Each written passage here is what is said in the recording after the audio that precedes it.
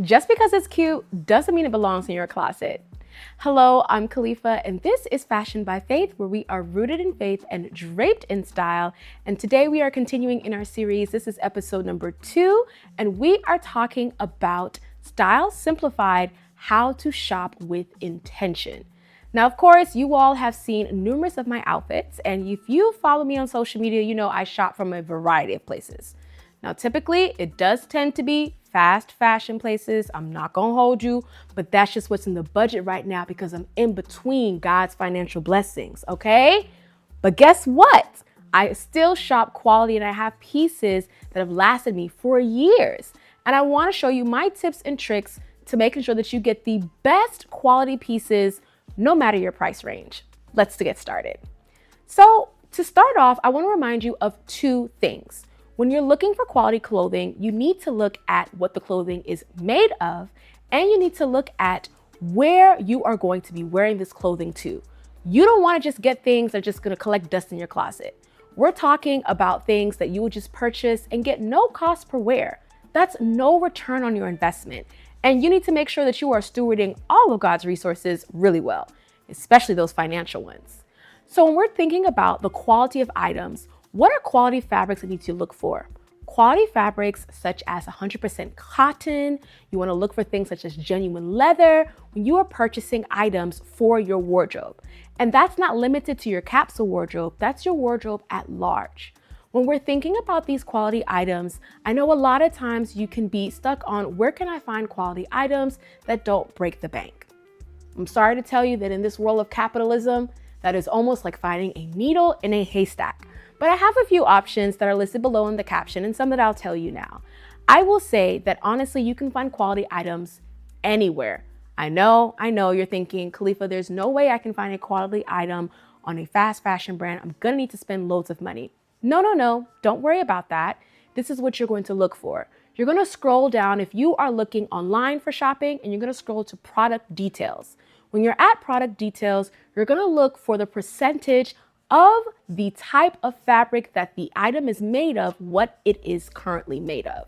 So let's say something is made of cotton. Is it 100% cotton, or is it 50% cotton and 50% spandex? Is it a cotton blend? Is it made from polyester and cotton? Is it made from spandex and polyester? All of these different variety of items are going to give you clarity on the item that you're purchasing, how long it's going to last you, and what cost per wear you're going to be able to get. Because honestly, if you find out that the fabric is itchy, you're not gonna wear it. You're just gonna keep it tucked away in your closet. And we don't want that. What you also wanna look for are items that fit your lifestyle. I mentioned this in episode 1 in planning out your capsule wardrobe, and I wanna reiterate that point again today in episode 2. Understanding that while your style is simplified, it is also intentional. When you're shopping, when you're feeling out some items in stores and even seeing some things online, it's not about crafting a wardrobe that's just based on a Pinterest board or based off of what your Instagram collection may have or your saved TikToks. We're looking at something that works for you. So what fabrics work for you? Think about maybe some items that you own in your closet. Look at the tag and see what they're made of. What quality fabrics are a part of items that suit you best, that fit you well, and that make you feel super confident? Go for buying those items when you're looking for things to purchase in stores or online. That is the first place where I started. When I was thinking of items to purchase, I really didn't know anything much about different qualities of fabrics. I've seen my parents a lot of times do a variety of different fabrics here and there, and I never really asked about what is the quality of a satin or a silk, or what's the quality between, cotton to cotton blends, and if it's mixed with something else, what do I do? Typically, all I saw was that their quality items tend to either have 80 to 100% of a particular fabric that is a quality fabric, such as in this instance, let's say cotton. In those instances, this is where you want to find things that also suit your lifestyle. So let's say you're someone that lives a heavily active lifestyle and you live in a region that has the 4 seasons. Maybe you want to look for breathable items that are not necessarily just exercise clothing, but things that have a similar breathable fabric. So you want to think about things that are moisture wicking. You want to think about items within your closet that you can have that are also comfortable. So for my ladies out there, you may want to go to more looser dresses. You may want to think about fabrics that are breathable, that don't cause you to sweat. For those of you that are not too much keen on the dresses, but still like the luxe feel of maybe some of the homeware sets, the athleisure sets, or even the leisure sets, but you don't want to look so relaxed when you're going out for either events, whether they're special events or casual, you want to lean towards more of sets. So let's say you're looking for something to wear for a special event. I would go based for a quick and easy dress such as this. And we're going to go into more detail about these dresses in future episodes. But I will look for something breathable. This knit is not a heavy knit that you may see in the typical sweaters. And I will also look for the tag. So I'm going to do a quick search to see if I can find this tag really quickly. We're going to journey together, okay? Because I'm not entirely sure where the tag is for the actual product on this one. I know where the size tag is. Let me see what we have here. Does this one have it has a product tag, but it has no, we found a discrepancy here. Nope, that's impossible. Here we go. I found it because I was like, girl, ain't no way. All right, here we go. So we have about 70% of viscose and 30% of nylon in this particular one. So this is not going to be something that is too heavy based off of that percentage. It is also not a fabric that is something that you would think of like a cotton.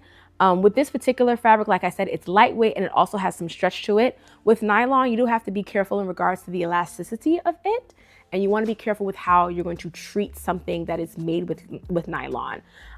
With this particular one, I would say if you're looking for breathable things, if you're someone that lives an active lifestyle, anything with that kind of blend is fairly great and does have a good lasting quality as well. It's not bad. Now, when it comes to things such as viscose, that particular quality, it's not going to be something that's mirroring a cotton. It's completely different. And with this one, with viscose, you want to look at how to care for it as well. That same tag that you see that has a percentage of how much an item is made of is also going to give you care instructions. Those care instructions are going to give you not just some guide that you can loosely follow, but true rules so that you can have lasting quality for your item. And that's no matter what it's made of. Now, I understand polyester is one of those items that you can pretty much, no matter how you care for it, it's either going to be completely destroyed in one take or destroyed down the line. And we understand that. Viscose kind of gets that rap too from certain aspects. But what I would like to say is that when you're looking at items that are made with viscose or polyester, the price point that you're thinking of this does not need to be something that's at the same level of an 100% cotton or 100% genuine leather when you're looking at either clothing or outerwear. You do not want those same price points for those two different ingredients for your clothing, those two different items that are being made. You want to make sure that you are getting the return on your investment and that, again, you are stewarding your resources well. So take this jacket, for example. This one, I do not believe that it's genuine leather. I purchased it from Old Navy. I want to say that it may be a faux leather blend. I'm going to see if I find a tag again. Here we go. This tag was easy to find. It's at the bottom and it has a variety of instructions. When you're looking at this tag here, typically the first tag that you're going to see is going to tell you where it's made. And then aspect of jackets in particular, it always has what the lining is made of and what the outer lining is made of. So if you have a jacket that has variety of linings, it'll tell you what the inner lining is made of and it will tell you what the outerwear is made of as well. For this particular jacket, it's going to say that the shell, that's what we call our outer lining, that the shell of this is 85% rayon and viscose, and that it's 15% polyester coating. We're going to say that that is obviously nowhere near a leather, okay? But this one, I tend to wear it when it's completely dry outside. I don't put anything like this within inclement weather because that's going to be damaging. So if it's snowing outside, if it's raining too hard, I'm not wearing anything that's not 100% outside under the elements.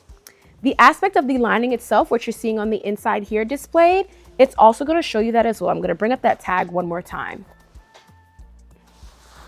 Oh, this is just banging up against it. I was wondering what that noise was, y'all.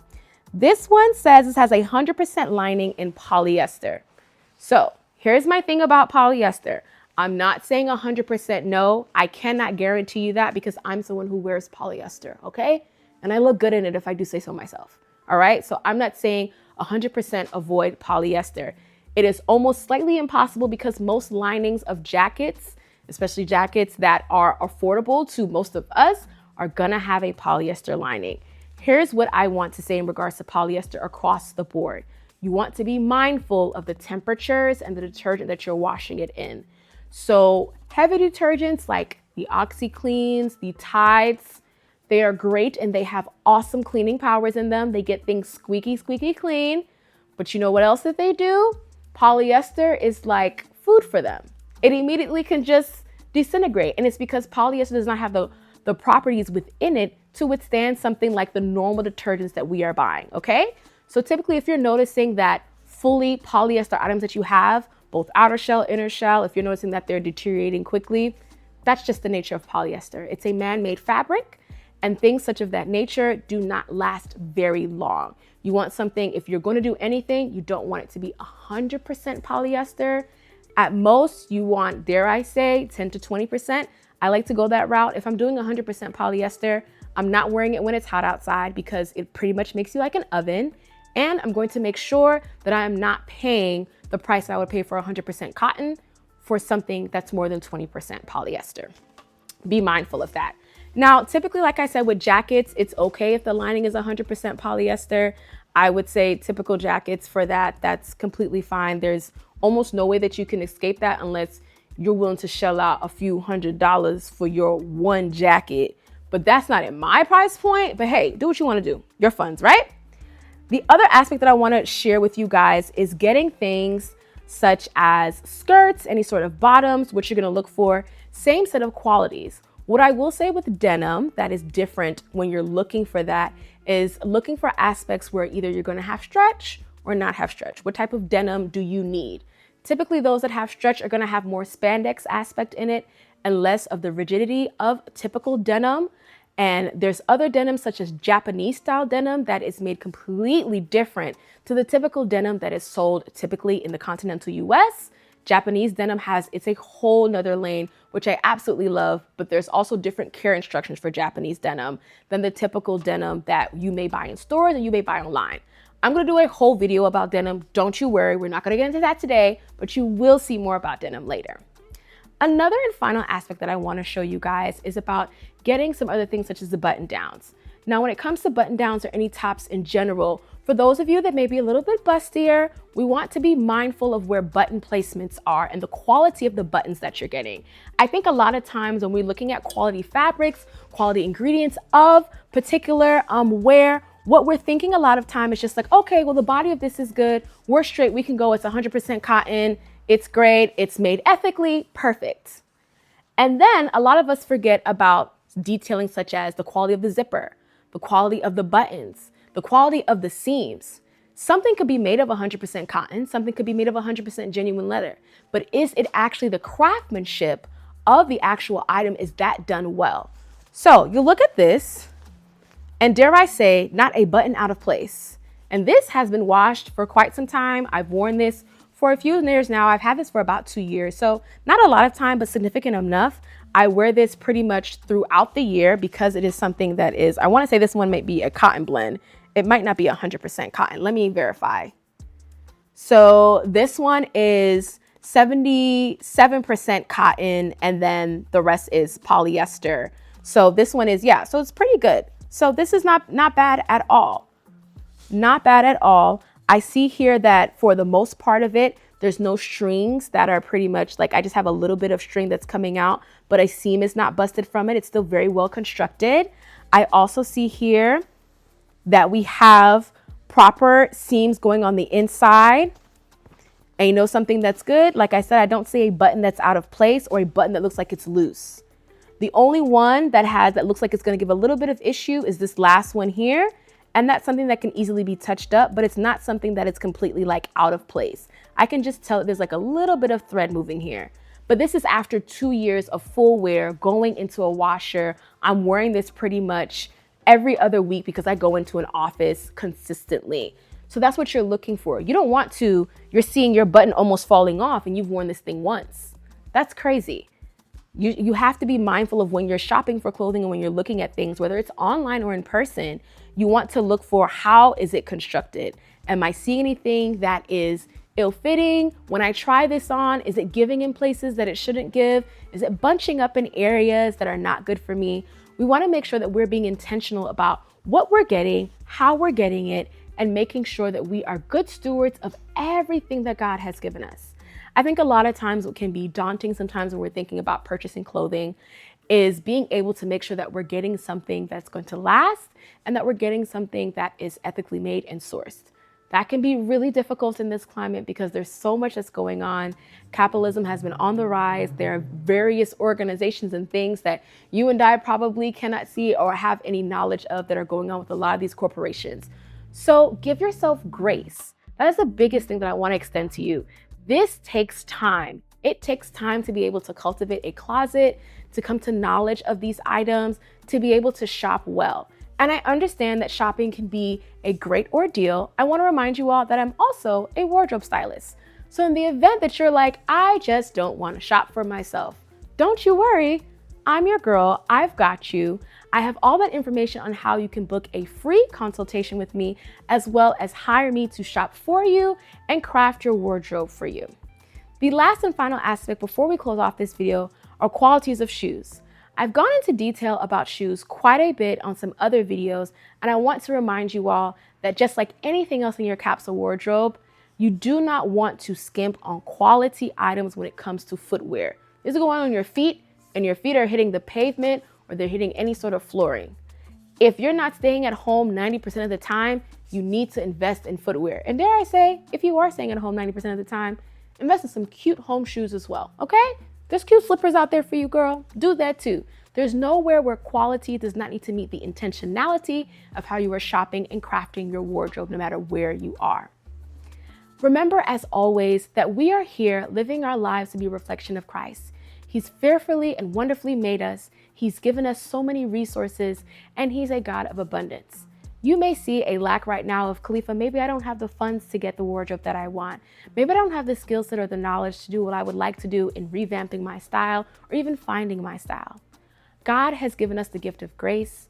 He has also given us some other fruits of the Spirit, such as patience, to be able to understand that not only the aspect of waiting on him, but giving ourselves grace and being patient with ourselves and one another within the body to be able to become the best version of ourselves. Understand that no one is beating you up for your style choices, okay? You won't hear me ever beat you up for whatever you have done. I am here to assist you and help you on your style journey, okay? In all aspects. Take these few questions into the next week. What do you want to change about your style in 2026? How can God help you to not only change the inner style of your faith in him, but the outward style of how you present yourself? Is there any aspect where this community here on Fashion by Faith can assist you in being a better steward of your resources and being able to show up fully and confidently in purchasing things that you would like and making sure that you have the style that you dream of having? As always, please continue to subscribe to this channel, click that notification bell. I'm going to try my hardest to make sure that you have videos every single Wednesday. And remember that with God as our stylist, the fit will always be flawless.